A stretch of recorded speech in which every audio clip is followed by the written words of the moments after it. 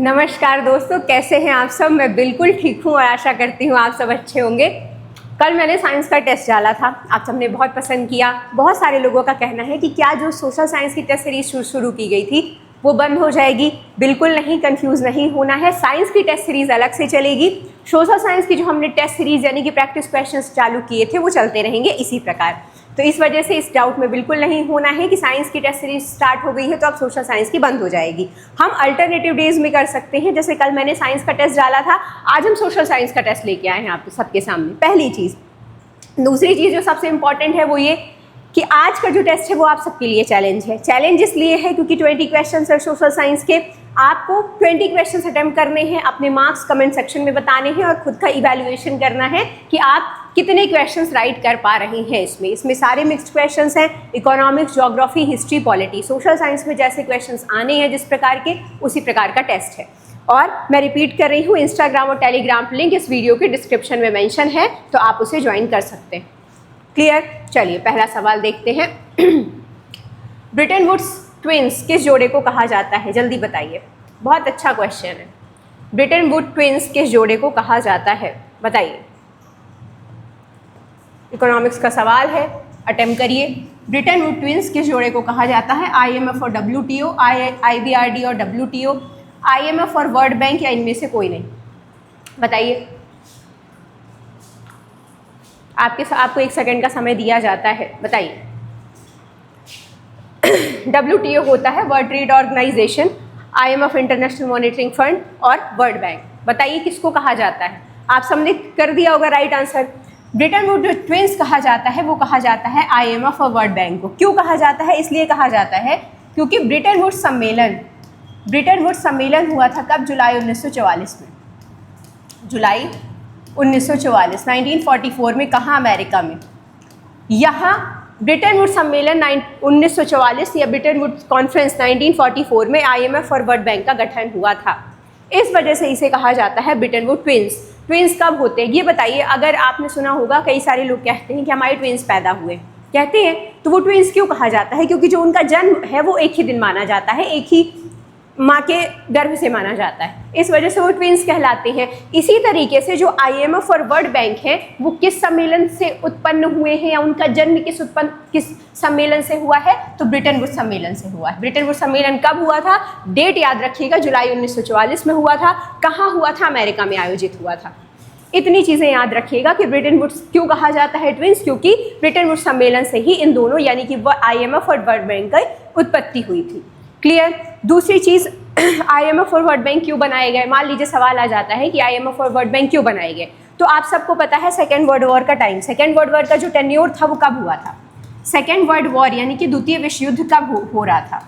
1939 से 45 के बीच में चल रहा था। इस समय दुनिया में आर्थिक जो अस्थिरता का दौर था वो बहुत ज़्यादा था।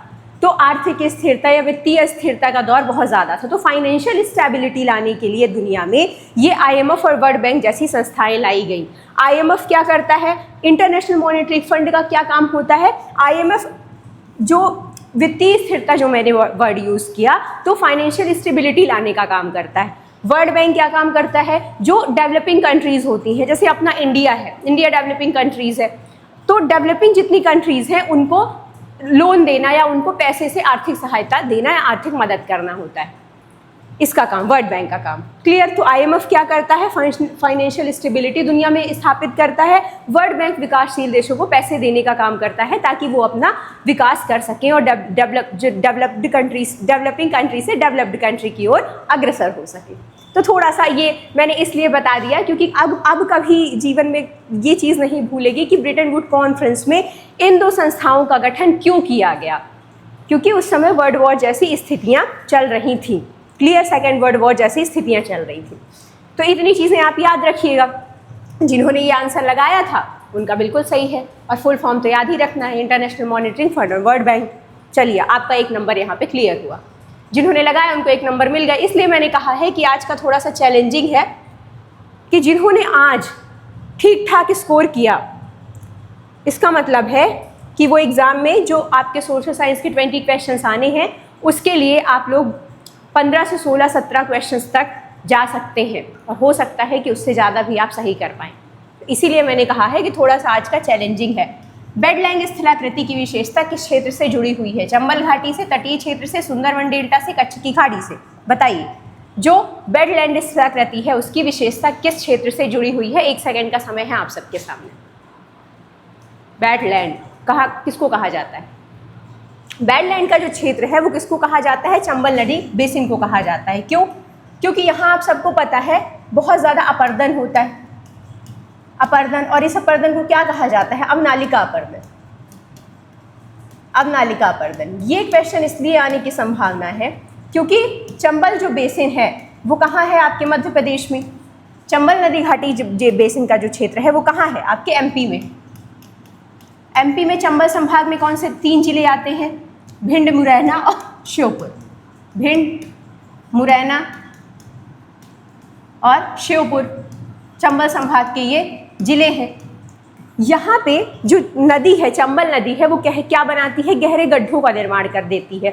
गहरे गड्ढों का निर्माण कैसे होता है? अपर्दन द्वारा। गहरी नालियों का निर्माण होता है। एमपीपीएससी में एक सवाल पूछा गया था कि गहरे गड्ढ या अवनालिका अपर्दन किस नदी द्वारा बनाए जाते हैं? चंबल, नर्मदा, सोन, ताप्ती। बहुत सारे लोग नर्मदा लगा के चले आए थे, लेकिन नर्मदा नहीं लगाना है। जो अवनालिका अपर्दन है या गहरे जो खड्ड हैं उनका निर्माण किसके द्वारा किया जाता है? चंबल नदी द्वारा किया जाता है। चंबल संभाग में कौन कौन से जिले आते हैं? भिंड, मुरैना और श्योपुर। क्लियर? तो बेडलैंड स्थलाकृति का निर्माण कौन करता है? बेडलैंड स्थलाकृति का निर्माण चंबल नदी द्वारा किया जाता है। और मिट्टी के कटाव द्वारा क्या होता है? गहरी नालियों का भी निर्माण हो जाता है। मिट्टी का क्या होता है? कटाव। और मिट्टी के कटाव द्वारा क्या होता है? गहरी नालियों का निर्माण होता है। ये भी सवाल पूछा जाता है कि गहरी नालियों का निर्माण निम्नलिखित में से किस नदी द्वारा किया जाता है? एमपीपीएससी ने जब बताइए पूछ लिया कि अवनालिका अपर्दन किस नदी द्वारा होता है, तो क्या नहीं पूछा जा सकता है कि गहरी नालियों का निर्माण किस नदी द्वारा किया जाता है? तो याद रखिएगा कि जो बेडलैंड स्थलाकृति है वो किससे रिलेट करती है? चंबल नदी घाटी से। क्लियर? चलिए, और यहीं पे अवनालिका अपर्दन होता है और गहरी नालियों का निर्माण होता है। ऊबड़ खाबड़ क्षेत्र है पूरा। डाकुओं का क्षेत्र कौन सा कहा जाता है? बताइए। डाकुओं का क्षेत्र किसे कहा जाता है? मध्य प्रदेश वाले आप हैं ना, बताइए। डाकू वाला रीजन किसे कहा जाता है? पान सिंह तोमर कहाँ से थे? संविधान सभा में स्थायी अध्यक्ष कब चुने गए थे? संविधान सभा का निर्माण आप सबको पता है, उसमें स्थायी अध्यक्ष कब चुने गए? 11 दिसंबर 1946, 9 दिसंबर 1946, 26 जनवरी 1948 या 16 अगस्त 1946? आपके सामने 1 सेकंड का समय है, जल्दी बताइए। थोड़ा ध्यान से पढ़िएगा कि स्थायी अध्यक्ष कब चुने गए थे, क्योंकि सिली मिस्टेक्स यहीं होती है। स्थायी अध्यक्ष पूछा है, जल्दी बताइए। आप सबको पता है कि जो संविधान सभा है, संविधान सभा का गठन कब हुआ? संविधान सभा का गठन कब हुआ था? बताइए। ये भी सवाल पूछा जाता है कि संविधान सभा का गठन कब हुआ? संविधान सभा का गठन हुआ था जुलाई 1946 में। कब हुआ था संविधान सभा का गठन? तो याद रखिएगा, जुलाई 1946। 9 दिसंबर को कौन सी घटना हुई? आप सबको पता है 9 दिसंबर 1946 को संविधान सभा के अध्यक्ष बनाए गए डॉक्टर सच्चिदानंद सिन्हा। कौन बनाए गए? डॉक्टर सच्चिदानंद सिन्हा जी। सच्चिदानंद सिन्हा जी। लेकिन ये अस्थायी अध्यक्ष थे। कैसे अध्यक्ष थे? अस्थायी। क्वेश्चन क्या पूछा है? स्थायी अध्यक्ष किस डेट को बनाए गए? क्वेश्चन यही पूछा है ना, तो डेट याद रखिएगा 11 दिसंबर 1946। इस दिन स्थायी अध्यक्ष कौन बनाए गए थे? कौन बने थे स्थायी अध्यक्ष? बताइए। राजेंद्र प्रसाद जी। राजेंद्र प्रसाद जी को स्थायी अध्यक्ष बनाया गया। और पूछा क्या है? अस्थायी पूछा है कि स्थायी पूछा है? बताइए। स्थायी पूछा है। तो अब आप खुद इवैल्यूएट करिए कि क्या आपने सही आंसर लगाया था। राइट आंसर विल बी 11 दिसंबर 1946। संविधान सभा के स्थायी अध्यक्ष कब चुने गए पूछा गया था। संविधान सभा का गठन किस तारीख को होता है? संविधान सभा का गठन जुलाई 1946 को हुआ। 9 दिसंबर 1946 को संविधान सभा के अस्थायी अध्यक्ष बनाए गए डॉक्टर सच्चिदानंद सिन्हा जी। कैसे अध्यक्ष थे? अस्थायी अध्यक्ष। 2 दिन बाद 11 दिसंबर 1946 को डॉक्टर राजेंद्र प्रसाद जी को अध्यक्ष बनाया गया स्थायी तौर पे। फिर इसके बाद की घटना आप सबको पता है, एक डेट 13 दिसंबर 1946। ये सवाल बहुत ज़्यादा बार पूछा जाता है। 13 दिसंबर 1946 को क्या हुआ था? मैं आपसे पूछती हूँ क्या हुआ था, बताइए। 13 दिसंबर 1946 को क्या हुआ था? उद्देश्य प्रस्ताव पेश किया गया, किसके द्वारा? पंडित जवाहरलाल नेहरू द्वारा। और उद्देश्य प्रस्ताव पारित कब हुआ था? पारित करने की डेट पूछी जाती है तो डेट है 11 जनवरी 1947। इस दिन क्या हुआ था? उद्देश्य प्रस्ताव पारित हुआ था। जितने फैक्ट मैं बता रही हूँ सब इम्पॉर्टेंट हैं, इस उड़ी उड़ी में नहीं रहना है। अरे इसका आंसर तो हमसे आता था, इसका आंसर हमने सही किया, हमारे 20 में से कितने आंसर सही हो रहे हैं? इतने।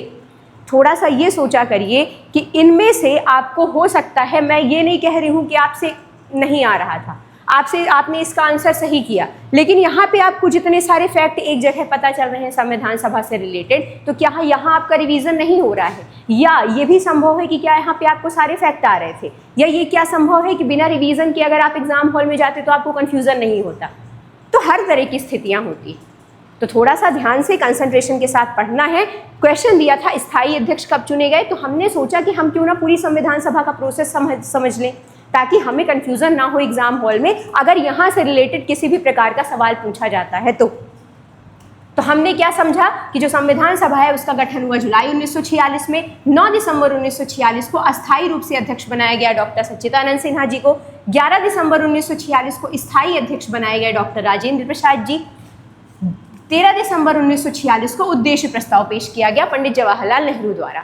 और उद्देश्य प्रस्ताव पारित कब हुआ, ये डेट पूछी जाती है तो 22 जनवरी 1947। कभी कभी ये इसमें लोगों को कंफ्यूजन होता है कि उद्देश्य प्रस्ताव पेश कब किया गया, तो उस उद्देश्य प्रस्ताव पेश हुआ था 13 दिसंबर 1946 को और पारित किस दिन हुआ था? 22 जनवरी 1947 को। कंफ्यूज नहीं होना है कब पेश हुआ कब पारित हुआ। पेश हुआ था 13 दिसंबर, पारित हुआ था 22 जनवरी। क्लियर? चलिए, राइट आंसर क्या हो जाएगा? 11 दिसंबर 1946 को स्थायी अध्यक्ष कौन बनाए गए? डॉक्टर राजेंद्र प्रसाद जी। चलिए आगे बढ़ते हैं। कल होगा साइंस का टेस्ट, अल्टरनेटिव डेज में टेस्ट आएंगे। चोल राजाओं ने किस धर्म को विशेष रूप से संरक्षण दिया था? बताइए, चोल राजाओं ने किस धर्म को विशेष रूप से संरक्षण दिया? किस धर्म को संरक्षण दिया? जैन धर्म, वैष्णव धर्म, शैव धर्म और बौद्ध धर्म। जल्दी बताइए, 1 सेकंड का समय है आपके पास। आप सबको पता है कि चोल राजा जो थे वो हिंदू धर्म को मानने वाले राजाओं में से एक थे।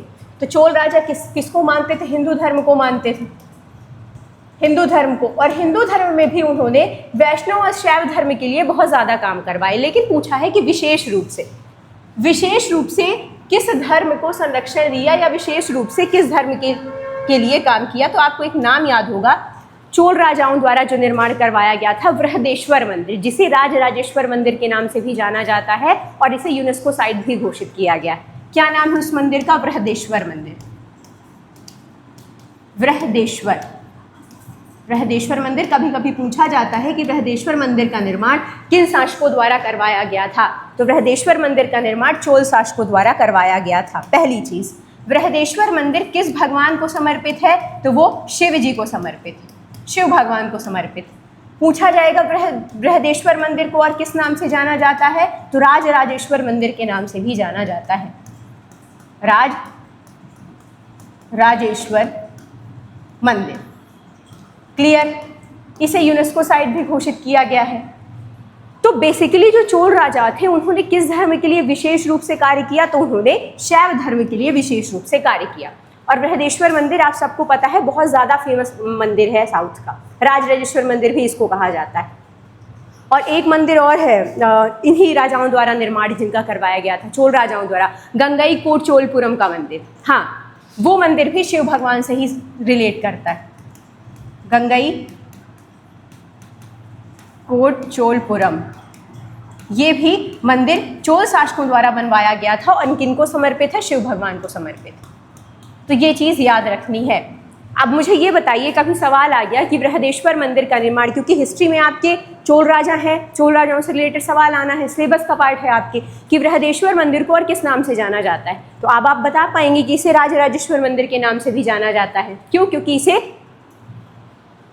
राजराजा प्रथम द्वारा इसका निर्माण करवाया गया था। क्लियर?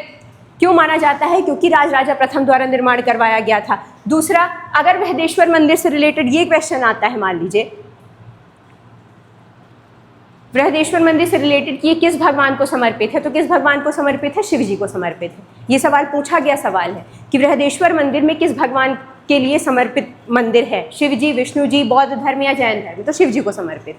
थोड़ा सा समय देना है किसी भी क्वेश्चन में हो। क्लियर? चलिए आगे बढ़ते हैं।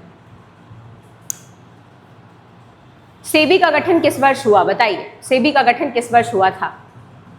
बताइए, सेबी का गठन किस साल हुआ? आपके सामने ऑप्शन है, जुलाई 1992, दिसंबर 1974, मार्च 1982, अप्रैल 1988। जल्दी बताइए, सेबी का गठन कब हुआ था? आपके सामने 1 सेकेंड का समय है आपके पास, तब तक मैं इसका फुल फॉर्म लिख देती हूँ।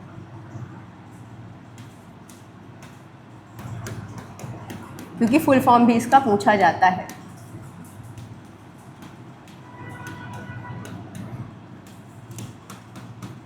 जल्दी बताइए, सेबी का निर्माण कब हुआ? कब हुआ था सेबी का निर्माण? सेबी का निर्माण 2 चरणों में हुआ था, लेकिन जो ऑप्शन दिया गया है उसमें से राइट आंसर हो जाएगा अप्रैल 1988। ऑप्शंस के अकॉर्डिंग राइट आंसर क्या है? अप्रैल 1988। इसका जो निर्माण था वो कैसे 2 चरणों में हुआ था, तो समझ लीजिए थोड़ा सा। जो सेबी का निर्माण है वो प्रथम चरण हुआ था 12 अप्रैल 1988 को। 12 अप्रैल 1988 को इसका निर्माण हुआ था। ये फर्स्ट चरण था, फर्स्ट चरण। और इसमें ये कैसा बनाया गया था? गैर कानूनी निकाय बनाया गया था, गैर कानूनी निकाय। कभी कभी सवाल आता है कि सेबी का चरण किन 2 चरणों में हुआ था? दूसरा चरण कौन सा था? 30 जनवरी 1992, इसे ही कहा जाता है सेबी एक्ट 1992। सेबी एक्ट 1992 के तहत किसका निर्माण हुआ था? सेबी का। इसमें क्या हुआ था? इसमें सेबी को कानूनी निकाय के रूप में मान्यता दे दी गई। इसमें इसे कानूनी निकाय के रूप में मान्यता दे दी गई। सवाल ये पूछता है कि सेबी को कानूनी निकाय के रूप में मान्यता कब मिली? मान्यता मिली, तो याद रखिएगा, सेबी को कानूनी निकाय के रूप में मान्यता कब मिली थी? 30 जनवरी 1992 को सेबी एक्ट 1992 के तहत कानूनी निकाय के तहत मान्यता मिली और इसको वैधानिक शक्तियां प्रदान की गई। क्लियर? तो सेबी का गठन किस वर्ष हुआ था? सेबी का गठन 2 चरणों में हुआ था। पहला चरण था 12 अप्रैल 1988 को, जब सेबी को क्या बनाया गया? एक गैर कानूनी निकाय के रूप में बनाया गया। दूसरा चरण था 30 जनवरी 1992, सेबी एक्ट 1992 के तहत क्या किया गया? सेबी को एक कानूनी निकाय की मान्यता दी गई, जिसमें इसको कुछ वैधानिक शक्तियां प्रदान की गई। सेबी का फुल फॉर्म क्या होता है? Security and exchange board of India. Clear? Security exchange board of India, ये याद रखिएगा। दूसरी चीज, सेबी क्या करता है? सेबी का क्या काम होता है? आपको पता है शेयर मार्केट है, शेयर मार्केट तो आप सबको पता होंगे, सब कभी ना कभी एक बार शेयर मार्केट में पैसा लगाते हैं। शेयर मार्केट को रेगुलेट कौन करता है? शेयर मार्केट को रेगुलेट करने का काम यही करता है, सेबी। तो कभी सवाल आ जाए कि शेयर्स और शेयर्स मार्केट को रेगुलेट करने का काम किसके द्वारा किया जाता है? सेबी द्वारा। जो निवेशक होते हैं, जो इन्वेस्टर्स होते हैं शेयर मार्केट में, जैसे हम इन्वेस्टर हैं मान लीजिए शेयर मार्केट में, तो इन्वेस्टर्स के हितों की रक्षा करने का काम कौन करता है? सेबी ही करता है। तो security and exchange board of India full form है सेबी का। सेबी का गठन 2 चरणों में हुआ था। पहला चरण था 12 अप्रैल 1988 को, जब सेबी को गैर कानूनी निकाय बनाया गया। कानूनी निकाय नहीं था। सवाल पूछा जाएगा कि सेबी को कानूनी मान्यता कब मिली, वैधानिक शक्तियां कब प्रदान की गई, तो डेट याद रखिएगा 30 जनवरी 1992, सेबी एक्ट 1992 के तहत सेबी को कानूनी दर्जा प्रदान किया गया। क्लियर? इतनी चीज़ें याद रखिएगा। कभी कभी इसका हेड ऑफिस पूछा जाता है, तो इसका हेड ऑफिस कहाँ है? पैसे वाली चीज़ों का वैसे भी हेड ऑफिस मुंबई ही होता है, तो इसका हेड ऑफिस है मुंबई। और इसके हेड कौन है? सेबी के वर्तमान हेड कौन है? अभी कुछ दिन पहले ही बने हैं, तो सवाल पूछा जाएगा, करंट का सवाल पूछा जा सकता है कि सेबी के नए हेड कौन बनाएगा? यहाँ भी कुछ दिन पहले ही बने हैं, बताइए। तुहिन कांता पांडे, नाम क्या है उनका? तुहिन कांता पांडे। यहाँ लिख देती हूँ मैं। अगर चेंज हो गए हो तो एक बार फिर से देख लीजिएगा, क्रॉस चेक इसे कर लीजिएगा आप लोग। तुहिन कांता पांडे। करंट से भी कभी कभी सवाल पूछ लेता है। इतनी चीज़ें क्लियर हुई? तो सेबी पढ़ रहे हैं तो मान लीजिए सेबी का हेड ऑफिस पूछ ले। आपको पता है ना, हमने इस क्वेश्चन में पूरा सेबी पढ़ा है। सेबी का हेड ऑफिस महाराष्ट्र में है। पूछ ले कि सेबी को कानूनी मान्यता कब मिली, आपने पढ़ा है 30 जनवरी 1992 सेबी एक्ट के तहत। ठीक है, सेबी का गठन कब हुआ? अप्रैल 1988 को। सेबी का फुल फॉर्म क्या होता है? Security exchange board of India. SEBI के हेड कौन है वर्तमान? तुहिन कांता पांडे। अब कुछ भी पूछे ना सेबी से रिलेटेड, आपको सब पता है। तो ऐसी ही चीज़ें पढ़ी जाती हैं और ऐसी ही चीज़ें आपको भी पढ़नी चाहिए। और मैं भी यही सजेस्ट करूँगी कि कोई भी चीज़ पढ़िए तो थोड़ा सा उसको ब्रॉड लेवल पे पढ़ने की कोशिश करिए, क्योंकि फिर ये चीज़ें बार बार नहीं पढ़नी पड़ती हैं। भारत में सर्वाधिक वन क्षेत्र कहाँ है? भारत में सबसे ज़्यादा वन कहाँ है? बताइए, सबसे ज़्यादा वन क्षेत्र कहाँ है? झारखंड, महाराष्ट्र, मध्य प्रदेश, छत्तीसगढ़। और शायद इसका आंसर मुझे बताने की ज़रूरत नहीं है आपको, क्षेत्रफल के आधार पर पूछा गया। क्षेत्रफल के आधार पर भारत में सबसे ज़्यादा वन कहाँ पे हैं? जल्दी बताइए। बिल्कुल सही है, मध्य प्रदेश में। लेकिन अगर मैं आपसे एक सवाल करूं कि सेकंड नंबर पे कौन, ज़रूरी थोड़ी है फर्स्ट नंबर ही पूछेगा, सेकंड पूछ लिया फिर तो पहले नंबर पे है क्षेत्रफल के आधार पे, याद रखिएगा एमपी, मध्य प्रदेश। दूसरे नंबर पे कौन है? दूसरे नंबर पे है अरुणाचल प्रदेश। अरुणाचल प्रदेश ये तो दिया था क्षेत्रफल के आधार पे। मान लीजिए पूछ लेता है प्रतिशत के आधार पे, मान लीजिए सवाल आ गया कि प्रतिशत के आधार पे, यहाँ क्षेत्रफल के आधार पे पूछा था, प्रतिशत के आधार पे फर्स्ट कौन? तो बिल्कुल याद रखिएगा प्रतिशत के आधार पे फर्स्ट है मिजोरम, मिजोरम, और सेकंड कौन है? अरुणाचल प्रदेश, अरुणाचल प्रदेश। क्लियर? तो ये चीज़ें याद रखिएगा। तीसरा भी पढ़ना हो तो पढ़ लीजिए। क्षेत्रफल के आधार पे पहला है मध्य प्रदेश, दूसरा है अरुणाचल प्रदेश, तीसरा है छत्तीसगढ़। और प्रतिशत के आधार पे पहला है मिजोरम, दूसरा है अरुणाचल प्रदेश, तीसरा है मेघालय। क्लियर? ऐसे पढ़, ऐसे पढ़ना है। सर्वाधिक वन क्षेत्र किस राज्य में है? क्षेत्रफल के आधार पे पूछ रही हूँ मैं। क्षेत्रफल के आधार पे मध्य प्रदेश में है। पहला मध्य प्रदेश है, दूसरा अरुणाचल प्रदेश है, तीसरा छत्तीसगढ़ है। लेकिन अगर प्रतिशत के आधार पे पूछेगा, प्रतिशत के आधार पे सबसे ज़्यादा वन किस राज्य में है, तो प्रतिशत के आधार पे किस में है? मिजोरम में। दूसरा अरुणाचल प्रदेश सेम ही है, यहाँ तीसरा मेघालय। क्लियर? चलिए आगे बढ़ते हैं।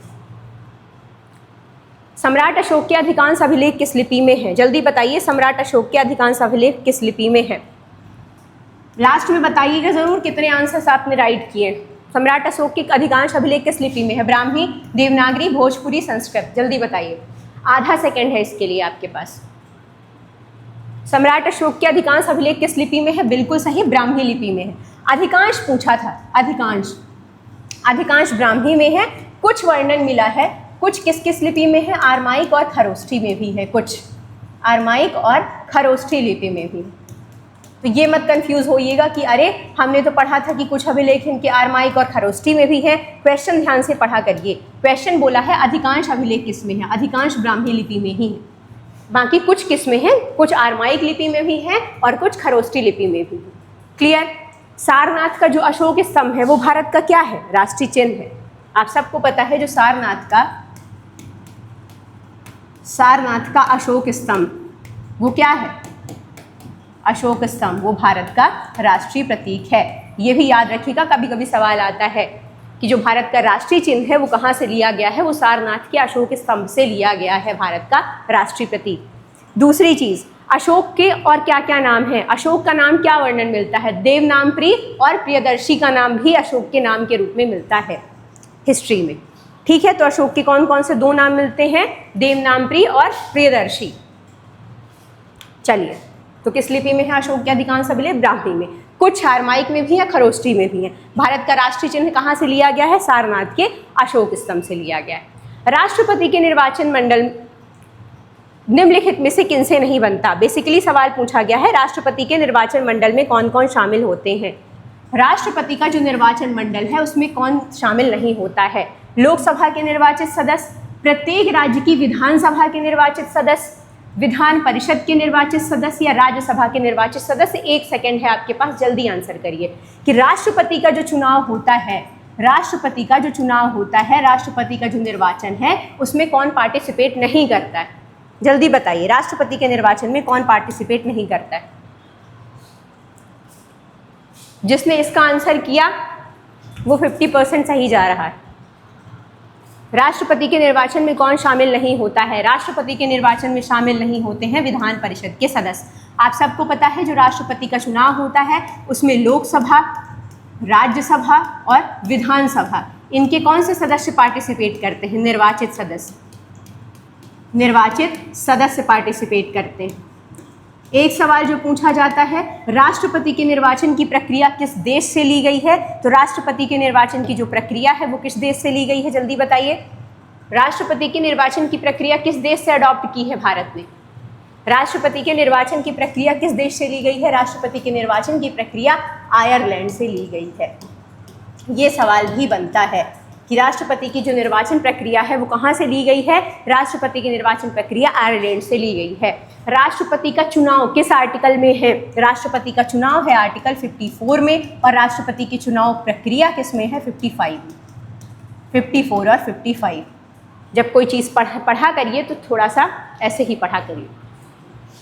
राष्ट्रपति के निर्वाचन में कौन कौन पार्टिसिपेट करता है? लोकसभा, राज्यसभा और विधानसभा, इनके निर्वाचित सदस्य पार्टिसिपेट करते हैं, निर्वाचित प्रतिनिधि आते हैं। विधान परिषद के निर्वाचित सदस्य पार्टिसिपेट नहीं करते हैं। एक तो हर राज्य में विधान परिषद नहीं होती है, जिन राज्यों में भी होती है वहाँ के जो सदस्य हैं निर्वाचित वो पार्टिसिपेट नहीं करते हैं राष्ट्रपति के चुनाव में। राष्ट्रपति के चुनाव की प्रक्रिया या विधि कहाँ से ली गई है? किस देश से? आयरलैंड से ली गई है। राष्ट्रपति का जो चुनाव है वो किस आर्टिकल में है? राष्ट्रपति का चुनाव आर्टिकल 54 में है, और आर्टिकल 55 में राष्ट्रपति की चुनाव प्रक्रिया का वर्णन। और राष्ट्रपति के चुनाव से रिलेटेड इंपॉर्टेंट जितने भी PYQs थे वो मैंने मैराथन क्लास में पॉलिटी की आपको करवाएं।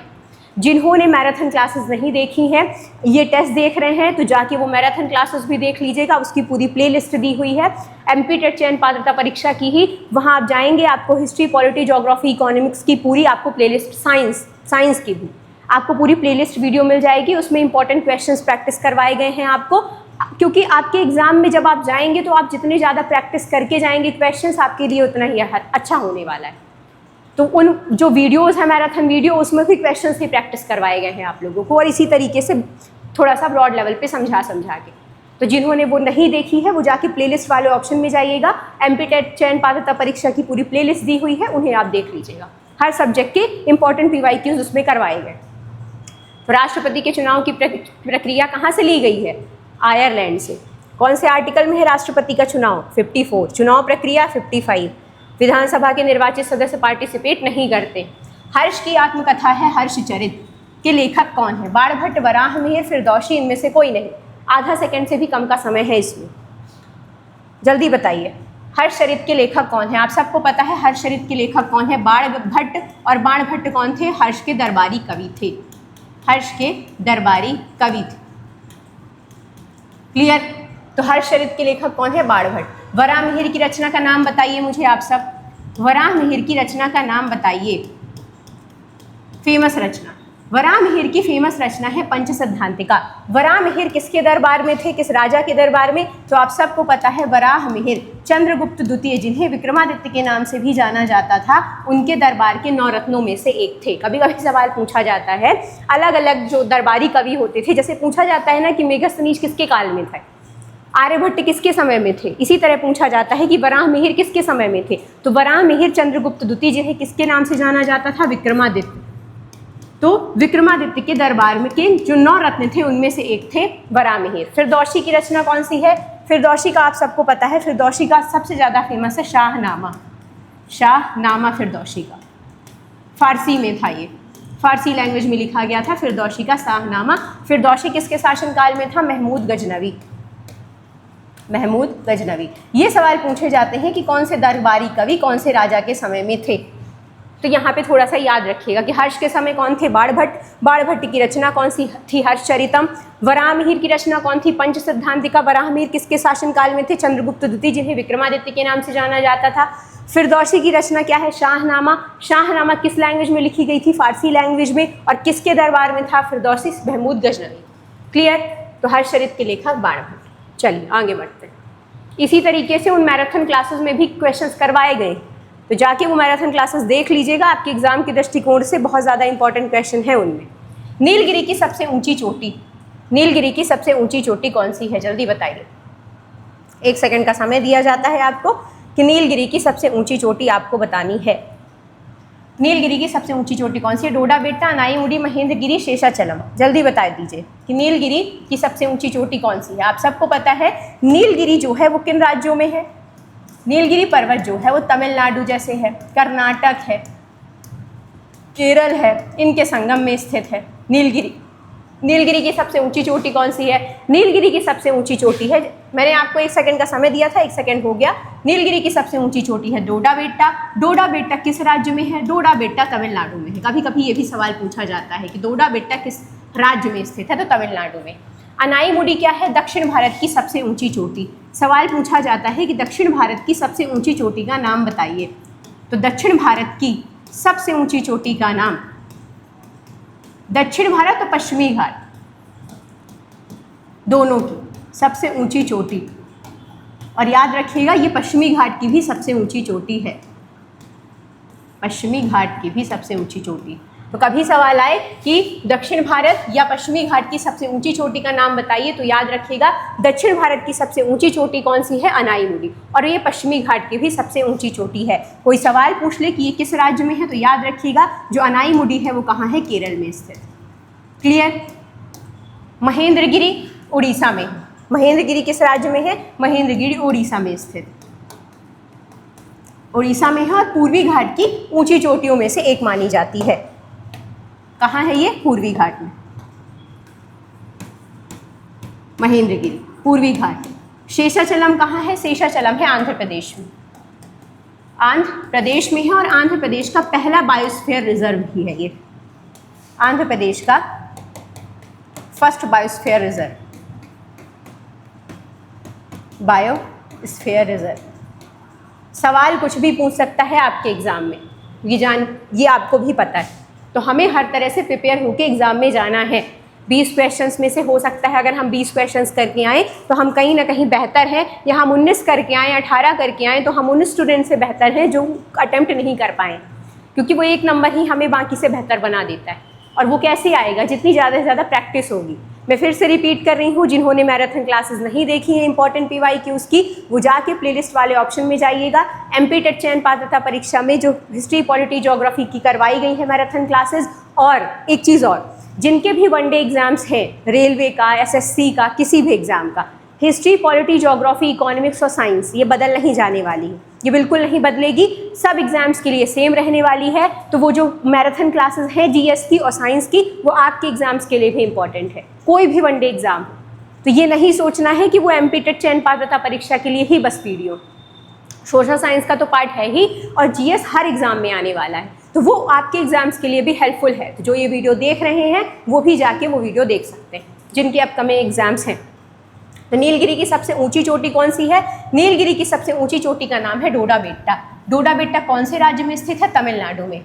अनाईमुडी, एक सवाल पूछा जाता है कि दक्षिण भारत की सबसे ऊंची चोटी का नाम बताइए, या पश्चिमी घाट की सबसे ऊंची चोटी का नाम बताइए। तो दक्षिण भारत की सबसे ऊंची चोटी का नाम है अनाईमुडी, और ये पश्चिमी घाट की भी सबसे ऊंची चोटी है। और पश्चिमी घाट में किस राज्य में स्थित है? केरल राज्य में। केरल कहाँ स्थित? केरल यहाँ है ना, पश्चिमी घाट में। क्लियर? महेंद्रगिरी क्या है? पूर्वी घाट की सबसे ऊंची चोटी, मतलब पूर्वी घाट की ऊंची चोटियों में से एक है। पूर्वी घाट की सबसे ऊंची चोटी नहीं है महेंद्रगिरी, पूर्वी घाट की ऊंची चोटियों में से एक है। किस राज्य में है महेंद्रगिरी? उड़ीसा में। शेषाचलम कहाँ है? शेषाचलम आंध्र प्रदेश में स्थित है, ये याद रखना है। ये सवाल बहुत ज़्यादा बार पूछा जा चुका है कि शेषाचलम किस राज्य में स्थित है। शेषाचलम आंध्र प्रदेश में है, और इसे आंध्र प्रदेश का पहला बायोस्फीयर रिजर्व भी कहा जाता है। सवाल मान लीजिए आ गया कि आंध्र प्रदेश का पहला बायोस्फीयर रिजर्व कौन सा है, तो शेषाचलम। तो नीलगिरी की सबसे ऊंची चोटी डोडा बेट्टा। क्लियर? चलो आगे बढ़ते हैं। संविधान सभा का गठन किसके तहत हुआ था? आप सबको पता है कि संविधान निर्माण की प्रोसेस को, भारत को एक लोकतांत्रिक संविधान देने की प्रोसेस के लिए संविधान सभा का गठन किया गया। और मैंने आप सबको बताया था अभी कि संविधान सभा का गठन कब हुआ था? संविधान सभा का गठन हुआ था जुलाई 1946 में। पहले अध्यक्ष कौन थे संविधान सभा के? मैंने आपको बताया 9 दिसंबर 1946 को अस्थायी रूप से अध्यक्ष बनाए गए थे डॉक्टर सच्चिदानंद सिन्हा जी। 11 दिसंबर 1946 को उसके स्थायी अध्यक्ष बने डॉक्टर राजेंद्र प्रसाद। 13 दिसंबर 1946 को पारित हुआ उद्देश्य प्रस्ताव, जिसे पंडित जवाहरलाल नेहरू ने पेश किया। और 22 जनवरी 1947 को पारित हुआ उद्देश्य प्रस्ताव। ये सारे फैक्ट इंपॉर्टेंट हैं। अब आप इसका आंसर बताइए कि संविधान सभा का गठन किसके द्वारा हुआ। ऑप्शन है भारतीय स्वतंत्रता अधिनियम 1947, कैबिनेट मिशन 1946, अस्थायी सरकार का प्रस्ताव, भारतीय राष्ट्रीय कांग्रेस के द्वारा स्थापित। संविधान सभा का गठन किसके द्वारा हुआ? हालांकि हिंट तो मैंने आपको पहले ही दे दी, मुझे नहीं देना था। मुझसे गलती हो गई कि हिंट मैंने दे दिया आपको। मैंने आपको ये बता दिया कि जो संविधान सभा का गठन है वो कब हुआ।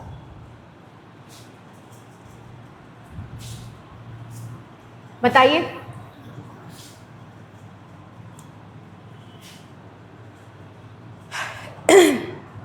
संविधान सभा का जो गठन है कैबिनेट मिशन योजना 1946 के तहत हुआ था। जिन्होंने ये राइट आंसर लगाया है उनका बिल्कुल सही है। कैबिनेट मिशन योजना 1946 के तहत नवंबर 1949 से हुआ था। क्लियर। तो संविधान सभा का गठन किसके तहत हुआ? कैबिनेट मिशन योजना 1946। जिन्होंने ये आंसर लगाया है उनका आंसर बिल्कुल सही है। कैबिनेट मिशन योजना 1946 के तहत संविधान सभा का गठन हुआ। और क्यों हुआ था? भारत के लिए एक लोकतांत्रिक संविधान का मसौदा तैयार करने के लिए, कि भारत के लिए क्या है, एक लोकतांत्रिक संविधान बनाना है, उसके लिए क्या किसका निर्माण किया गया? संविधान सभा। क्लियर। और किसके तहत? कैबिनेट मिशन योजना 1946। एंटी डिफेक्शन लॉ संविधान में किस संशोधन द्वारा जोड़ा गया? बताइए। एंटी डिफेक्शन लॉ संविधान में किस संविधान संशोधन द्वारा जोड़ा गया? एंटी डिफेक्शन प्रावधान का मतलब होता है दल बदल प्रावधान। दल बदल प्रावधान की बात की गई है। जो दल बदल प्रावधान है वो संविधान में किस कॉन्स्टिट्यूशनल अमेंडमेंट द्वारा जोड़ा गया? Anti defection law. 51वां संविधान संशोधन, 51, 52, 53, 54। आधे सेकेंड से भी कम का समय है। इस क्वेश्चन की प्रैक्टिस मैंने बहुत करवाई कि जो एंटी डिफेक्शन लॉ है वो किस संविधान संशोधन द्वारा आया था? दल बदल प्रावधान। 52वां 52 कॉन्स्टिट्यूशनल अमेंडमेंट 1985 किससे संबंधित था? दल बदल से। और इसके अंतर्गत संविधान में कौन सी एक नई अनुसूची को जोड़ा गया? जल्दी बताइए आप सब। 52वां संविधान संशोधन के द्वारा संविधान में कौन सी एक नई अनुसूची जोड़ी गई थी? 10वीं अनुसूची जोड़ी गई। 10वीं अनुसूची को जोड़ा गया। कभी कभी ये भी सवाल पूछ लेता है कि 10वीं अनुसूची संविधान में कब जोड़ी गई? तो 10वीं अनुसूची 52वां संविधान संशोधन 1985 द्वारा जोड़ा गया था।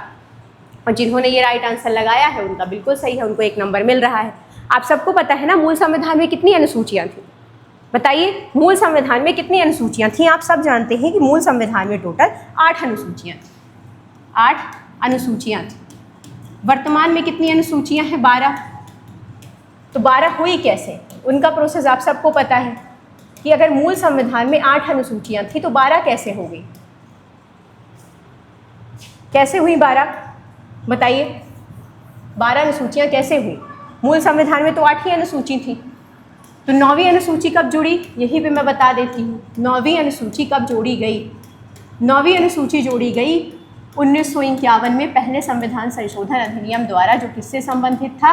भूमि सुधार से संबंधित था। भूमि सुधार से संबंधित था। तो 9वीं अनुसूची कब जुड़ी? 9वीं अनुसूची को 1951 में जोड़ा गया पहले कॉन्स्टिट्यूशनल अमेंडमेंट द्वारा, जो किससे संबंधित था? भूमि सुधार से।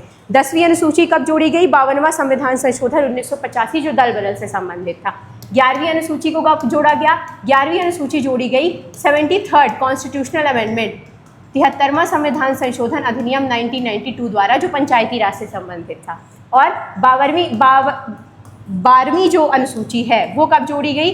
12वीं अनुसूची जोड़ी गई 74वें संविधान संशोधन अधिनियम 1992 द्वारा, जो किससे संबंधित था? नगरीय निकायों से संबंधित था। पंचायती राज में टोटल कितने सब्जेक्ट्स हैं? 29 सब्जेक्ट्स हैं। और नगर पालिका में कितने सब्जेक्ट हैं? टोटल 18 सब्जेक्ट्स हैं। पंचायती राज, ये जो 73वां संविधान संशोधन अधिनियम 1992 था, इसके द्वारा संविधान में भाग 9 को जोड़ा गया। सवाल पूछा जाता है कि 73वें संविधान संशोधन अधिनियम 1992 द्वारा संविधान में कौन सा एक नया भाग जोड़ा गया? तो संविधान में भाग 9 को जोड़ा गया। 73वें संविधान संशोधन द्वारा संविधान में कौन सा एक नया भाग जोड़ा गया? भाग 9।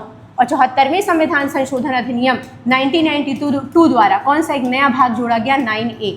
भाग 9 पंचायतों से संबंधित है और 9A नगरीय निकायों से संबंधित। क्लियर। तो जब थोड़ी सी हम पढ़ ही रहे थे अनुसूचियों के बारे में, पढ़ ही रहे थे एंटी डिफेक्शन लॉ के बारे में, तो क्यों ना पूरी चीज़ें जान ली जाए। सवाल हर तरह से पूछा जाएगा कि संविधान में 8वीं अनुसूची, मूल संविधान में कितनी अनुसूचियाँ थीं? आप कहेंगे 8 अनुसूची थी। 12 कैसे हुई? पहला संविधान संशोधन 1951, इसके द्वारा 9वीं अनुसूची जुड़ी जो भूमि सुधार से संबंधित है। 52वां संविधान संशोधन अधिनियम 1985 जो दल बदल से संबंधित है, इसके अंतर्गत संविधान में 10वीं अनुसूची जोड़ी गई। 73वां संविधान संशोधन अधिनियम 1992 द्वारा 11वीं अनुसूची आई और उसके अंतर्गत संविधान में भाग 9 को जोड़ा गया। 52वीं अनुसूची कैसे आई? 74वां संविधान संशोधन 1992 अधिनियम और इसके द्वारा संविधान में भाग 9A को जोड़ा गया। क्लियर। तो बहुत सारे फैक्ट यहाँ पे आपके क्लियर हो रहे हैं कि भाग 9 कब जोड़ा गया, किस संविधान संशोधन द्वारा जोड़ा गया, भाग 9 किससे संबंधित है, भाग 9A कब आया संविधान में, किस संविधान संशोधन द्वारा आया, भाग 9A में क्या है, ये भी चीज़ें आपकी यहाँ पे क्लियर होती हैं। और एंटी डिफेक्शन लॉ कब आया, 52वां संविधान संशोधन अधिनियम 1985। क्लियर। चलिए, जिन्होंने ये आंसर किया था उनका सही है, और जिनसे चीज़ें कुछ नहीं आ रही थी उन्हें एक्स्ट्रा फैक्ट पता चल गए हैं। सो कॉन्ग्रेचुलेट टू योर सेल्फ कि आपको ये चीज़ें नहीं पता चली।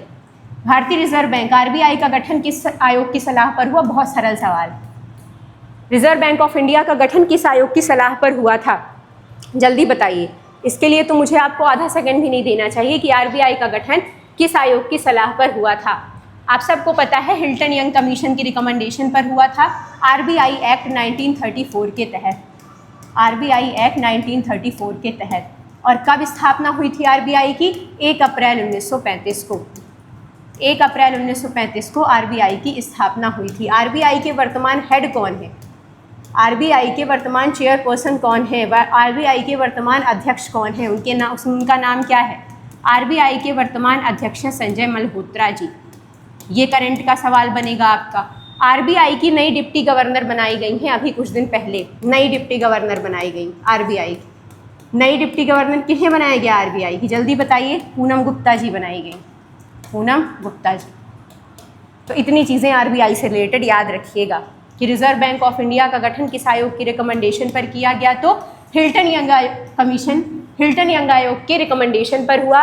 RBI एक्ट 1934 के तहत हुआ। RBI की स्थापना कब हुई? 1 अप्रैल 1935 को हुई थी। RBI के वर्तमान अध्यक्ष कौन है? ये सवाल पूछेगा तो RBI के वर्तमान अध्यक्ष या RBI के गवर्नर कौन है?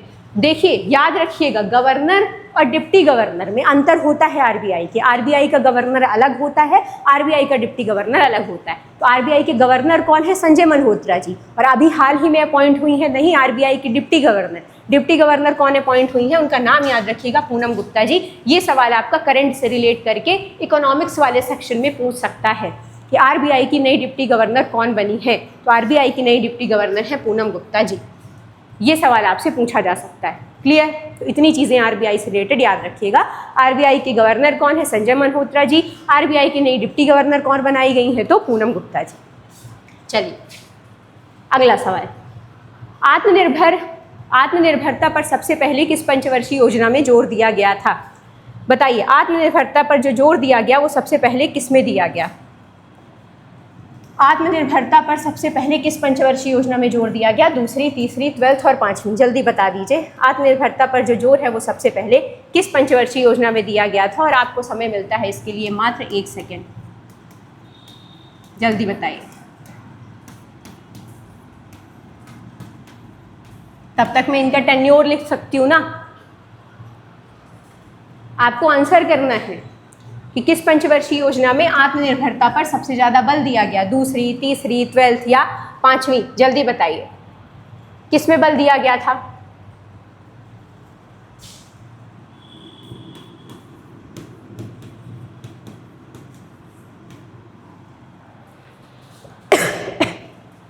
राइट आंसर किया आपने। देखिए, आत्मनिर्भरता पर जो सबसे पहले जोर दिया गया था वो किस में जोर दिया गया था? चौथी पंचवर्षीय योजना में जोर दिया गया था। और गरीबी हटाओ और आत्मनिर्भर बनने का जो उद्देश्य था वो कंटिन्यू किया गया किसमें? 5वीं पंचवर्षीय योजना में। किसमें कंटिन्यू किया गया? 5वीं। चौथी तो है नहीं ऑप्शन में। तो याद रखिएगा, आत्मनिर्भर बनने की जो बात थी, आत्मनिर्भरता किस क्षेत्र में? एग्रीकल्चर के क्षेत्र में, रक्षा के क्षेत्र में, कि हम जो खाद्यान्न बाहर से मंगवाते हैं तो क्यों ना हम कृषि का विकास ज़्यादा करें जिससे हम अपने खाद्यान्न उत्पादन के लिए खुद पर आत्मनिर्भर हो सकें। जो रक्षा के लिए, रक्षा इन द सेंस जैसे हमने फ्रांस से कई सारे उपकरण मंगवाए, हथियार मंगवाए, रशिया से कई सारे हथियार मंगवाए, तो इस परियोजना में ये बात की गई कि हम अपने यहाँ उत्पादन करते हैं हथियारों का, जिससे हम रक्षा के क्षेत्र में और खाद्यान्न के क्षेत्र में आत्मनिर्भर बन पाएंगे। तो आत्मनिर्भर बनने की जो शुरुआत है या आत्मनिर्भरता पर सबसे पहले जो जोर है वो जो दिया गया था चौथी पंचवर्षीय योजना में, और उसी को कंटिन्यू किया गया किसमें? 5वीं पंचवर्षीय योजना के अंतर्गत। तो 5वीं पंचवर्षीय योजना में क्या हुआ? गरीबी हटाओ का नारा। ये पूछा जाने वाला सवाल है कि गरीबी हटाओ का जो नारा है वो किस पंचवर्षीय योजना में दिया गया? और दूसरा क्या? आत्मनिर्भरता की ओर बढ़ाओ।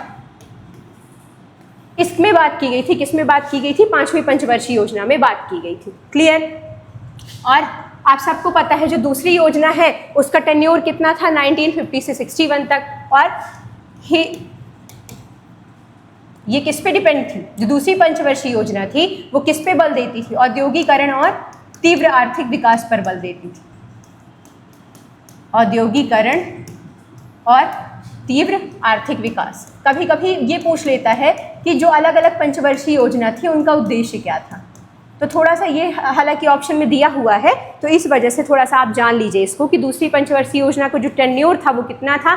1952 से 61 तक था। पहली चीज़। दूसरी चीज़, दूसरी पंचवर्षीय योजना किस चीज़ के लिए थी? तो औद्योगिकरण और आर्थिक विकास के लिए थी। हेरोड डोमर का जो ग्रोथ मॉडल था आप सबको पता होगा, हेरोड डोमर ग्रोथ मॉडल। पूछा जाता है ना कि जो दूसरी पंचवर्षीय योजना थी वो किस मॉडल पर आधारित थी। कभी कभी अभी हालांकि पंचवर्षीय योजनाएं खत्म हो चुकी हैं, जब से नीति आयोग आया है तो पंचवर्षीय योजनाओं का प्रावधान खत्म हो चुका है, लेकिन अभी भी पंचवर्षीय योजनाओं से रिलेटेड सवाल पूछे जाते हैं आपके एग्जाम में। तो सबसे पहले तो जो क्वेश्चन था कि आत्मनिर्भरता पर सबसे पहले किस में बात की गई? तो चौथी और 5वीं पंचवर्षीय योजना में की गई। गरीबी हटाओ का नारा 5वीं पंचवर्षीय योजना में दिया गया। जो दूसरी पंचवर्षीय योजना था उसका टाइम क्या था? 1952 से 61। किस मॉडल पर आधारित थी? हेरोड डोमर ग्रोथ मॉडल पर आधारित थी। इसमें बल किस बात पर दिया गया? औद्योगिकरण और भारी औद्योगिकरण और तीव्र आर्थिक विकास पर बल दिया गया। जो तीसरी पंचवर्षीय योजना थी उसका टाइम कितना था? 1961 से 66। और आपको सबको पता है कि इसी बीच 1962 में क्या हुआ था? भारत चीन युद्ध। भारत चीन युद्ध। और क्या हुआ था? 1965 में किसके साथ युद्ध हुआ था? पाकिस्तान के साथ। और 1964 में क्या पड़ा था भारत में? सूखा। तो इस समय की जो स्थितियां थी वो बहुत विकट थी। जो तीसरी पंचवर्षीय योजना के अंतर्गत जो भारत की स्थितियां थी वो बहुत विकट स्थितियां थी। 1964 में क्या पड़ा था? सूखा। तो कभी कभी पूछ लिया जाता है कि इंडो चाइना जो वॉर है या भारत और पाकिस्तान के बीच जो युद्ध है वो किस पंचवर्षीय योजना के अंतर्गत हुआ? तो याद रखिएगा ये तीसरी पंचवर्षीय योजना के अंतर्गत हुआ था। मैं क्या करूँ, मेरा मन नहीं मानता है कि अगर ऑप्शन में चीज़ें दी हुई हैं तो क्यों ना आप सबको वो चीज़ बता दी जाए, जिससे कम से कम मान लीजिए अगर एग्जाम में इससे रिलेटेड क्वेश्चन आ जाता है तो आप उस चीज़ को सॉल्व तो कर पाएंगे आसानी से, क्योंकि आपने यहाँ पे पंचवर्षीय योजनाएं एक जगह कई सारी पढ़ ली हैं।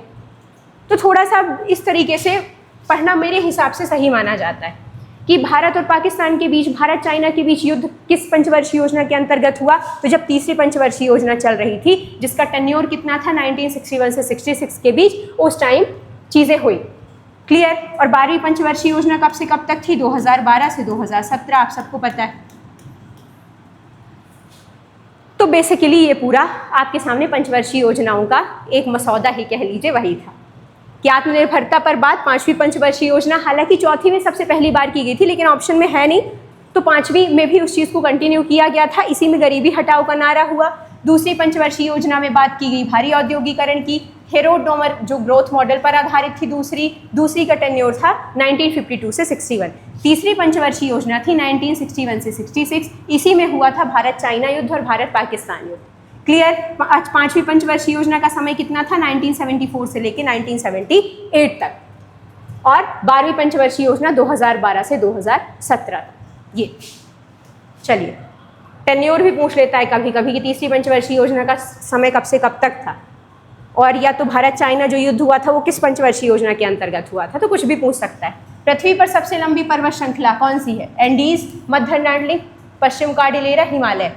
तो आप सबको पता है, इसमें ज़्यादा दिमाग लगाने की ज़रूरत नहीं है। आप सब जानते हैं कि जो पृथ्वी पर सबसे ऊंची लंबी पर्वत श्रृंखला है वो एंडीज पर्वत श्रृंखला है। कहाँ स्थित है? साउथ अमेरिका कॉन्टिनेंट में, दक्षिण अमेरिका कॉन्टिनेंट का हिस्सा है, साउथ अमेरिका महाद्वीप में। साउथ अमेरिका महाद्वीप में विश्व की सबसे लंबी पर्वत श्रृंखला है।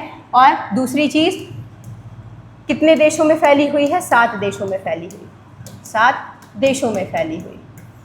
और एक चीज़ और बता दूं मैं, जिन्हें कॉन्टिनेंट्स पढ़ने हैं अलग अलग, तो मैंने ज्योग्राफी वाली प्लेलिस्ट में अलग से पूरे कॉन्टिनेंट पढ़ाए हुए हैं। प्लेलिस्ट वाले ऑप्शन में जाइएगा, ज्योग्राफी की प्लेलिस्ट दी हुई है, उसमें अलग अलग, जैसे एशिया कॉन्टिनेंट है और ऑस्ट्रेलिया डाला है कि नहीं मैंने, देख लीजिएगा एक बार जाके, एशिया कॉन्टिनेंट है, साउथ अमेरिका कॉन्टिनेंट है, नॉर्थ अमेरिका भी शायद डाला है, अफ्रीका कॉन्टिनेंट का एक वीडियो पड़ा हुआ है, तो जाके आप देख लीजिएगा, अगर उसमें आपको कुछ हेल्प हो जाएगी, अगर जिसे भी कॉन्टिनेंट पढ़ने का मन है अलग से। पृथ्वी पर सबसे लंबी पर्वत श्रृंखला एंडीज पर्वत श्रृंखला कौन से कॉन्टिनेंट में? साउथ अमेरिका कॉन्टिनेंट में, टोटल 7 देशों से होकर गुजरती। क्लियर? चलिए, इसमें इतना समय देने की ज़रूरत नहीं थी, आप सब जानते हैं, और जिनसे नहीं बना है तो थोड़ा सा सोचनी चीज़ है ये। भारत की सबसे बड़ी नदी घाटी परियोजना कौन सी है? भारत की सबसे बड़ी नदी घाटी परियोजना कौन सी है? सबसे बड़ी नदी घाटी परियोजना, भाखड़ा नागल, हीराकुड, सरदार सरोवर, दामोदर नदी घाटी। जल्दी बताइए, भारत की सबसे बड़ी नदी घाटी परियोजना, 1 सेकंड है आपके पास, जल्दी बताइए, भारत की सबसे बड़ी नदी घाटी परियोजना कौन सी है? इतना समय नहीं है। भारत की सबसे बड़ी नदी घाटी परियोजना है भाखड़ा नागल। किस नदी पर है? सतलुज नदी पर। सतलुज नदी पर ये सवाल पूछा जाता है कि जो भारत की सबसे बड़ी नदी घाटी परियोजना है वो किस नदी पर है? सतलुज नदी पर। किन 3 राज्यों को हेल्प करती है ये? तो हरियाणा, राजस्थान, पंजाब। ऑप्शन में दे देगा कि जो भाखड़ा नागल परियोजना है उसका लाभ निम्नलिखित में से किस राज्य को नहीं मिलता है? हरियाणा, राजस्थान, पंजाब, मध्य प्रदेश। तो आप क्या लगा के आएंगे? मध्य प्रदेश को नहीं मिलता है। भाखड़ा नागल परियोजना से कौन से 3 राज्य लाभान्वित होते हैं? तो पंजाब, हरियाणा और राजस्थान। सवाल ऐसे भी पूछता है कि भाखड़ा नागल जो परियोजना है उनमें निम्नलिखित में से कौन सा राज्य इस परियोजना से लाभान्वित नहीं होता है, और दे देगा हरियाणा, राजस्थान, पंजाब, मध्य प्रदेश। तो आप लगा के आएंगे कि ये 3 राज्य तो लाभान्वित होते हैं, मध्य प्रदेश लाभान्वित नहीं होता है। और भारत की सबसे बड़ी नदी घाटी परियोजना भी कौन सी है? भाखड़ा नागल। हीराकुड कहाँ है? आप सबको पता है, हीराकुड बांध महानदी पर किस राज्य में है? उड़ीसा में। महानदी पर है और किस राज्य में है? उड़ीसा राज्य में। जब यहाँ ऑप्शन में दिया ही हुआ है तो जान लीजिए। सरदार सरोवर जो है वो कहाँ है? गुजरात पे है, गुजरात में है, और नर्मदा नदी पर बना हुआ है। यहाँ नदी का नाम लिखना था मुझे। किस नदी पर है सरदार सरोवर? नर्मदा नदी पर। और किस राज्य में है? गुजरात। दामोदर जो नदी घाटी परियोजना है वो किस राज्य में है? झारखंड और वेस्ट बंगाल में फैली हुई है और दामोदर नदी बेसिन का हिस्सा है। मुझे ये बताइए, भारत की पहली बहुउद्देशीय नदी घाटी परियोजना कौन सी है? भारत की पहली बहुउद्देशीय नदी घाटी परियोजना कौन सी है? मैंने आज आपसे एक भी सवाल नहीं किया, तो वही मुझे याद आया कि आज तो मैंने आपसे सवाल ही नहीं किया है। तो बताइए, भारत की पहली बहुउद्देशीय नदी घाटी परियोजना कौन सी है? लिख दूं क्या मैं कि समझ गए आप सब? भारत की पहली बहुउद्देशीय, भारत की पहली बहुउद्देशीय नदी घाटी परियोजना कौन सी है? नदी घाटी परियोजना कौन सी है? ये आपके लिए सवाल है। और आपके लिए ये भी सवाल है कि आपके कितने आंसर्स राइट हुए हैं। आपके लिए ये भी सवाल है कि क्या सोशल साइंस वाली सीरीज़ कंटिन्यू रखनी है कि हम साइंस की ओर बढ़ सकते हैं, इस सीरीज़ को थोड़ा सा स्थिर किया जाए। अगर आप कहेंगे तो दोनों कंटिन्यू की जाएंगी अल्टरनेटिव डेज में, एक दिन सोशल साइंस, एक दिन साइंस। जैसे कल हमने साइंस की डाली थी, आज हमने सोशल साइंस की डाली। और ये बताना बिल्कुल मत भूलिएगा कि आप ये वीडियो किस गांव से, किस शहर से, किस राज्य से देख रहे हैं, क्योंकि मुझे सच में बहुत अच्छा लगता है जब मैं आपकी राज्य, आपका जो जिला है उसका नाम पढ़ती हूँ। और आपको भी अच्छा लगना चाहिए कि आप अपना जहाँ मातृभूमि है उसका नाम आप टाइप करके लिख रहे हैं। तो ज़रूर बताइएगा कि वीडियो आप कहाँ से देख रहे हैं। तो भारत की पहली नदी घाटी परियोजना कौन सी है? भाखड़ा नागल। किस नदी पर है? सतलज नदी पर है। और कौन से 3 राज्य भाखड़ा नागल से लाभान्वित होते हैं? हरियाणा, राजस्थान और पंजाब। हीराकुड बांध कहाँ है? हीराकुड बांध उड़ीसा में है। किस नदी पर है? महानदी पर है। सरदार सरोवर कहाँ है? गुजरात में है और नर्मदा नदी पर है। और दामोदर नदी घाटी जो परियोजना है वो कहाँ है? झारखंड और वेस्ट बंगाल में फैली हुई है। और आपको ये बताना है कि भारत की पहली बहुउद्देशीय नदी घाटी परियोजना कौन सी है। क्लियर? चलिए आगे बढ़ते हैं। एक राष्ट्र की राष्ट्रीय आय में विदेशों से प्राप्त आय किसमें शामिल होती है? जिन्होंने मेरी इकोनॉमिक्स की क्लास ली हुई है वो इस क्वेश्चन को कर पाएंगे, क्योंकि उसमें मैंने समझाया था कि जो एक राष्ट्र की राष्ट्रीय आय होती है, इसमें विदेशों से आय किसमें शामिल होती है? विदेशों से जो प्राप्त आय है वो किसमें शामिल होती है? जीएनपी में, जीडीपी में, जीएनपी जीडीपी दोनों में इसमें राष्ट्रीय आय लिखा हुआ है। हालांकि ये है ग्रॉस नेशनल प्रोडक्ट, इसका जो फुल फॉर्म है वो है क्या है? Gross national product. Gross national product. और इस चीज़ को मैंने बहुत अच्छे से समझाया था आपको, तो जल्दी से बता दीजिए कि विदेशों से प्राप्त आय किस में शामिल होती है, जीएनपी में शामिल होती है कि जीडीपी में शामिल होती है। जिन्होंने क्लास ली है उन्हें ये बताने में 1 सेकंड का भी समय नहीं लगेगा क्या कि जो विदेशों से प्राप्त आय है वो किस में शामिल होती है, जो विदेशों से प्राप्त आय है वो किस में शामिल होती है, जल्दी बताइए किस में शामिल होती है, जीएनपी में शामिल होती है। जिन्होंने मेरी क्लास ध्यान से की थी इकोनॉमिक्स की वो बिल्कुल इस सवाल को हल कर पाएंगे। मैंने क्या बताया था, जीडीपी क्या होती है, किसी देश की घरेलू सीमाओं के अंदर जो भी उत्पादन होता है, घरेलू सीमा, मान लीजिए इंडिया का जो बॉर्डर है, इंडिया के बॉर्डर के अंदर जो भी उत्पादन हो रहा है वो जीडीपी में काउंट होगा।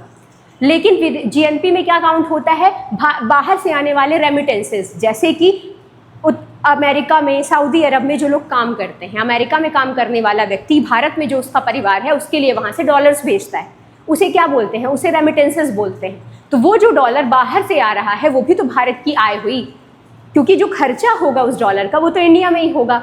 अब अमेरिका में कोई व्यक्ति काम कर रहा है, उसने पैसे भेजे इंडिया में अपनी फैमिली को, तो जो इंडिया में उसकी फैमिली रह रही है तो वो उस डॉलर का उपयोग तो भारत में ही खर्चा करेगी, वो कपड़े खरीदने जाएगी, ग्रॉसरी खरीदने जाएगी, तो वो तो भारत में ही यूज़ करेगी, तो वो भारत की क्या हो गई, वो आय हो गई। तो जो विदेशों से पैसा मिलता है वो किस में शामिल होता है, जीएनपी में शामिल होता है। इसे ही बोलते हैं ग्रॉस नेशनल प्रोडक्ट। और जीडीपी में क्या होता है, जीडीपी में विदेशों से प्राप्त आय नहीं शामिल होती है, उसमें शामिल होती है घरेलू सीमा के अंदर जो भी उत्पादन देश में हो रहा है। और जो रेमिटेंसेस बाहर से आते हैं, जिनका खर्चा, जो रेमिटेंसेस आया बाहर से, डॉलर्स आए, वो डॉलर कहाँ खर्च किए गए, भारत में खर्च किए गए। तो किसको प्रॉफिट हो रहा है, वो डॉलर्स का भारत के लोगों को हो रहा है, भारत को हो रहा है। तो वो किस में सम्मिलित होता है, वो जीएनपी में सम्मिलित होता है। तो विदेशी आय किस में सम्मिलित होती है, जीएनपी में। ये जिन्होंने क्लास ली थी वो बहुत अच्छे से इस चीज़ को समझा है उन्होंने, और वो इसको राइट भी करके आएंगे। क्लियर। और जीडीपी क्या है, किसी भी देश की घरेलू सीमा के अंदर जो उत्पादन होता है, बॉर्डर के अंदर जो उत्पादन हो रहा है उसमें बाहर से आने वाले रेमिटेंसेस शामिल नहीं होते। क्लियर। चलिए थोड़ा सा चलिए आगे बढ़ते हैं। तो विदेशों से आने वाली आय किस में शामिल है, ग्रॉस नेशनल प्रोडक्ट में। ओके चलिए, भारतीय संविधान में कौन सा शब्द शामिल नहीं है, बताइए। आधा सेकंड से भी कम का समय है इसमें कि भारतीय संविधान में कौन सा शब्द शामिल नहीं है। भारतीय संविधान की प्रस्तावना में कौन सा शब्द शामिल नहीं है, प्रस्तावना कह लीजिए या भारतीय संविधान कह लीजिए, कौन सा शब्द शामिल नहीं है। समानता, स्वतंत्रता, सम्मान या न्याय। तो आप सबको पता है कि भारत की जो संविधान की प्रस्तावना है, संविधान है, उसमें समानता, स्वतंत्रता और तीसरा वर्ड क्या, बंधुत्व शामिल है। न्याय के प्रावधान है, लेकिन सम्मान, ये डिग्निटी जो वर्ड है वो शामिल नहीं है। समानता और स्वतंत्रता और बंधुत्व कौन से कॉन्स्टिट्यूशन से लिया गया है, फ्रांसीसी कॉन्स्टिट्यूशन से लिया गया है या तो फ्रांसीसी क्रांति से लिया गया है। कभी कभी ये सवाल पूछता है कि स्वतंत्रता, समानता और बंधुत्व का प्रावधान कहाँ से लिया गया है, तो फ्रांसीसी क्रांति से।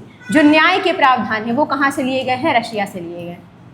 थोड़ा सा वैसे ही ब्रीफ नॉलेज दे दिया मैंने कि आप सबको पता है, जिन्होंने संविधान की प्रस्तावना पढ़ी है, आप सबको पता है कि स्वतंत्रता, समानता भारत के संविधान में शामिल है, फ्रांसीसी क्रांति से लिए गए हैं। स्वतंत्रता, समानता, बंधुत्व, न्याय का जो प्रावधान है वो रशिया से लिया गया है, लेकिन जो सम्मान वर्ड है वो उसमें नहीं। तो कौन सा शब्द शामिल नहीं है, सम्मान। चलिए, भारत में पहली बार राष्ट्रीय आय का अनुमान किसने लगाया था। आधा सेकंड का समय, बहुत ज़्यादा पूछा जाने वाला सवाल है, बहुत ज़्यादा। भारत में पहली बार राष्ट्रीय आय का जो अनुमान है वो किसने लगाया था, VKR राव, सरदार पटेल, दादा भाई नौरोजी, महालनोबिस। बताइए, भारत में पहली बार राष्ट्रीय आय का जो अनुमान है वो किसने लगाया था, जल्दी बता दीजिए। भारत में पहली बार राष्ट्रीय आय का अनुमान बिल्कुल सही, किसने लगाया था, दादा भाई नौरोजी जी ने लगाया था।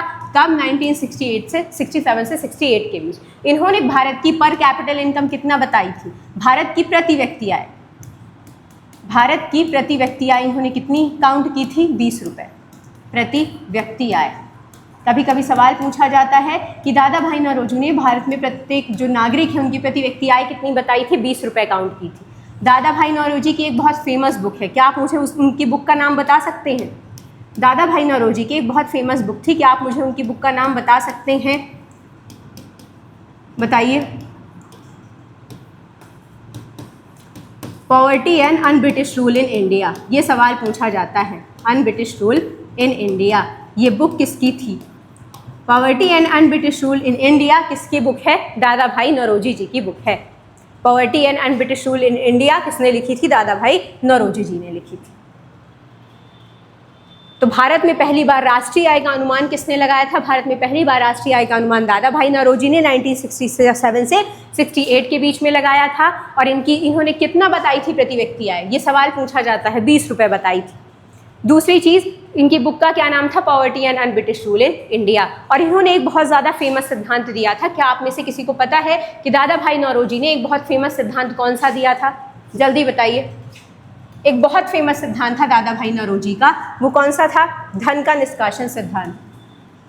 धन का निष्कासन सिद्धांत। इसमें इन्होंने बताया था कि कैसे अंग्रेज जो भारत का पैसा है वो कहाँ ले जा रहे हैं? लंदन। धन का निष्कासन सिद्धांत। और धन का निष्कासन सिद्धांत पूछा जाता है किसके द्वारा दिया गया? तो धन का निष्कासन सिद्धांत भी दादा भाई नौरोजी जी द्वारा ही दिया गया था। और इन्होंने बताया था कि कैसे जो अंग्रेज है वो भारत का पैसा कहाँ लेके जा रहे हैं? लंदन लेके जा रहे हैं। जो वहाँ के लोग हैं, वहाँ से कर्मचारी बुलाते थे ये, उन कर्मचारियों को वेतन कहाँ से दिया जाता था? भारत के ही पैसे से दिया जाता था। जो विकास कार्य यहाँ से किए जाते थे वो यहाँ से पैसा ले जाके लंदन में किए जाते थे। तो इन्होंने एक पूरी प्रोसेस समझाई थी, पूरा मैकेनिज्म समझाया था कि कैसे जो भारत का पैसा है अंग्रेज वो लंदन ले जाके डंप कर रहे हैं। तो वही था धन का निष्कासन सिद्धांत। सवाल पूछा जाता है धन का निष्कासन सिद्धांत किसके द्वारा दिया गया? तो दादा भाई नौरोजी जी द्वारा। इनकी बुक का क्या नाम था? Poverty and un-British rule in India. इन्होंने भारत की प्रति व्यक्ति आय कितनी बताई? 20 रुपये। तो राष्ट्रीय आय का अनुमान किन्होंने लगाया था? दादा भाई नौरोजी ने। जिन्होंने ये आंसर किया है वो बिल्कुल सही है। सबसे इंपॉर्टेंट सवाल, क्वेश्चन ऑफ द डे, जिन्होंने इसका आंसर राइट किया वो मुझे ज़रूर कमेंट में बताइएगा और थोड़ा सा ईमानदारी दिखाइएगा। इसमें ईमानदारी इसलिए दिखाइएगा कि जिन्होंने इसका आंसर सही किया है वो प्लीज़ अपना नाम कमेंट सेक्शन में ज़रूर बता दीजिएगा और आप ये वीडियो कहाँ से देख रहे हैं। और थोड़ा सा ईमानदारी दिखाना है, जिनसे बन रहा है वो भी बताएं कि ट्रिपल मॉडल यानी कि परचेजिंग पावर पैरिटी के अनुसार भारत का स्थान क्या है? परचेजिंग पावर पैरिटी में इंडिया की रैंकिंग क्या है? दूसरी, तीसरी, चौथी या पाँचवीं? ये सवाल आने की बहुत ज़्यादा संभावना है आपके क्वेश्चन पेपर में। परचेजिंग पावर पैरिटी क्या होती है? देखिए, परचेजिंग पावर पैरिटी क्या होती है कि एक कोई व्यक्ति अमेरिका में है और एक कोई व्यक्ति भारत में, ये दोनों कहाँ जाते हैं? ये दोनों मॉल जाते हैं। मॉल मतलब जहाँ ग्रॉसरी मिलती। ग्रॉसरी में आप सबको पता है कि आपको एक बकेट मिलती है, उस बकेट में आप अपना सामान रखते चले जाते हैं और बाद में जाके आप पेमेंट कर देते हैं उसका। अमेरिका के व्यक्ति ने क्या क्या खरीदा? मान लीजिए उसने एक ब्रेड खरीदी और उसने एक नमकीन का पैकेट खरीदा। तीसरी चीज़ उसने क्या खरीदी? मान लीजिए बिस्किट खरीदी। और उसे इसलिए समझना ज़रूरी है कि आप समझ पाएँ कि ये परचेजिंग पावर पैरिटी होती क्या है। यूएसए के आदमी ने ब्रेड खरीदा, नमकीन खरीदी, बिस्किट खरीदी, उसका कितना टोटल हुआ ये तीनों का? $1। उसने पेमेंट की $1। सेम चीज़ भारत के एक व्यक्ति ने खरीदी। सेम चीज़ भारत के व्यक्ति ने अपने यहाँ एक ब्रेड खरीदा, नमकीन खरीदी, अपने यहाँ के मॉल में नमकीन खरीदी और तीसरी चीज़ क्या खरीदी? बिस्किट खरीदी। और उसने कितना पे किया? भारत के व्यक्ति ने कितना पे किया? भारत के व्यक्ति ने इतनी ही चीज़ के लिए उसको 75 रुपीज़ पे किया। ये होती है क्रय शक्ति क्षमता या परचेसिंग पावर पैरिटी कि दो अलग अलग देश हैं, दो अलग अलग देशों के लोग सेम चीज़ को परचेज करने के लिए कितने ज़्यादा अंतर में हैं, या सेम चीज़ को परचेज करने के लिए जो उनको पेमेंट करनी पड़ रही है उसका अंतर क्या है, और यही कहलाती है परचेजिंग पावर पैरिटी। मैं आपको बता सकती थी कि रैंकिंग इतनी है, चलो ख़त्म, आगे बढ़ते हैं, लेकिन थोड़ा सा समझ में तो आना चाहिए कि परचेजिंग पावर पैरिटी क्या होती है। अमेरिका का एक व्यक्ति था और भारत का एक व्यक्ति, ये दोनों कहाँ जाते हैं? मॉल जाते हैं जहाँ ग्रॉसरी मिलती है। अमेरिका के व्यक्ति ने ब्रेड खरीदी, नमकीन खरीदी, बिस्किट खरीदी और उसने कितना पेमेंट किया? $1 पेमेंट किया। और भारत में ही सेम चीज़ व्यक्ति ने खरीदी, वही ब्रेड, वही नमकीन, वही बिस्किट, और भारत के व्यक्ति ने कितना पेमेंट किया? 75 रुपये पेमेंट किया। तो अमेरिका की तुलना में जो भारत के व्यक्ति ने तो पेमेंट की अलग अलग, तो यही इनकी कहलाती है परचेजिंग पावर पैरिटी, या इनके बीच का जो अंतर है। और पूरी दुनिया में फर्स्ट नंबर पे परचेजिंग पावर पैरिटी में जो फर्स्ट 2 कंट्रीज़ हैं वो कौन कौन सी हैं? चाइना और अमेरिका। और तीसरे नंबर पे कौन आता है? तीसरे नंबर पे आता है भारत। तो इंडिया की रैंकिंग जो परचेजिंग पावर पैरिटी में कितनी है? वो तीसरे नंबर की है। और जिन्होंने ये आंसर राइट किया है वो मुझे ज़रूर कमेंट सेक्शन में अपना नाम बताइएगा कि परचेजिंग पावर पैरिटी यानी कि क्रय शक्ति क्षमता में इंडिया की रैंकिंग कितनी है? तीसरी। और क्या होती है ये, किन्हीं दो देशों के बीच वस्तु सेवा की जो कीमत है उसमें जो अंतर मौजूद होता है, जो भी इन दोनों, जो वस्तु या सेवा में जो भी इन दोनों देशों में अंतर है वही है उनकी परचेजिंग पावर पैरिटी। क्लियर। और इंडिया की रैंकिंग कितनी है, 3rd। ये सवाल पूछे जाने की बहुत ज़्यादा संभावना है इस बार, इकोनॉमिक्स का क्वेश्चन है करंट का, तो 3rd नंबर पे है इंडिया। क्लियर। चलिए, हो गए 20 क्वेश्चंस। ये थी आपकी 20 क्वेश्चंस की सीरीज सोशल साइंस की। मैं आशा करती हूँ आपको ये क्लास अच्छी लगी होगी। आपको वीडियो शेयर कर देना है उन लोगों तक जो वास्तव में पढ़ना चाह रहे हैं, जो वास्तव में सिलेक्शन लेना चाह रहे हैं, लेकिन उनके पास जो पेड कोर्सेज हैं वो खरीदने की अभी चीज़ें उनके पास अवेलेबल नहीं है, चीज़ें उनको नहीं मिल पा रही हैं क्योंकि उन्होंने कुछ पैसे नहीं दिए हुए हैं। फ्री में चीज़ें अवेलेबल हैं, भेज दीजिए उन लोगों को जिन्हें आप भी चाह रहे हैं उनका सिलेक्शन हो जाए। जिन्होंने चैनल नहीं सब्सक्राइब किया है आपको नोटिफिकेशन नहीं मिलेगा। आप सब बोलते हैं ना कि नोटिफिकेशन नहीं आता है, इसलिए नहीं आता है कि चैनल को सब्सक्राइब नहीं किया है। किया होगा तो बेल आइकॉन नहीं दबाया होगा, इस वजह से नोटिफिकेशन नहीं आता है। फिर से रिपीट कर रही हूँ, इंस्टाग्राम चैनल की लिंक और टेलीग्राम चैनल की लिंक इस वीडियो के डिस्क्रिप्शन में है, तो वहाँ से जाके लिंक ओपन करिएगा, आपको इंस्टाग्राम चैनल मिल जाएगा। वहाँ डेली करंट का या एक क्विज कराया जाता है आपको इंस्टाग्राम की स्टोरी में, और डेली एक वीडियो डाला जाता है जिससे आपका रिवीजन हो जाता है स्टैटिक पार्ट का या करंट पार्ट का। तो ऐसे ही बने रहना है, टेलीग्राम चैनल ज्वाइन कर लेना है इंपॉर्टेंट अपडेट्स के लिए, और ऐसे ही पढ़ते रहना है। ज़रूर बताइएगा आप ये वीडियो कहाँ से देख रहे हैं। नेक्स्ट वीडियो साइंस का टेस्ट होगा, तब तक के लिए बने रहिए ऐसे ही हमारे साथ। जय हिंद, जय भारत।